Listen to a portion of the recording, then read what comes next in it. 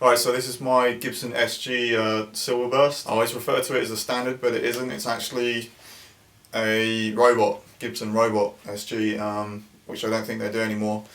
Basically, I had a tone pot there that was different. You pulled it out, did that, and basically all the tuners would start tuning themselves. There was a huge thing on the back there that housed all the technology that did all that, and it worked really well. You could do different tunings, and it would just automatically tune itself, but that's not why I bought the guitar. I just really like Silverburst finish. The cool thing that's different, and in my opinion better than a standard, it's got the binding on the headstock, which just looks really cool. So I had these tuners put on it. These are Grover tuners. I think they're something like 16 or 18 bearing, whatever, but they're really sturdy, solid, and you get really fine tuning results with them. So pickup wise, it's got an EMG 85 in the bridge, and the neck pickup's just the standard Gibson one it came with, and they both work. So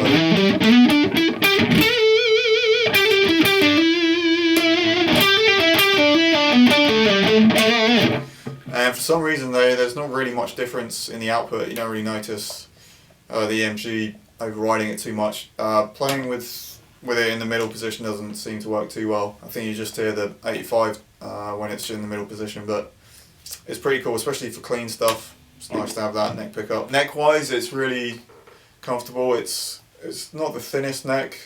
My Firebird's thinner. I think it's about the same or similar to my Les Paul. But the high fret access is great. Obviously there's absolutely no issues getting to the high notes.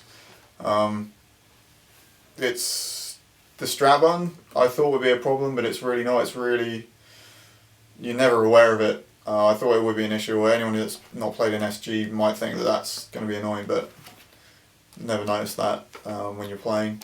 It's actually probably better having a strap button there than like one of the ones on an angle like on other guitars, because the cool thing about this is when it's hanging like this, it sort of just pivots on there, and it's really easy to just roll it up, the guitar up, and like get access to the high frets and stuff. Actually really great for lead playing. Also, a lot of SG's neck dive, and I think this one's just a bit thicker, especially in this area, because of all the robot stuff that used to be in it, I guess. But because of that, it doesn't neck dive whatsoever. This thing just, I can take both hands off it, it stays in the same place, which is great. So I never have any issues with this one.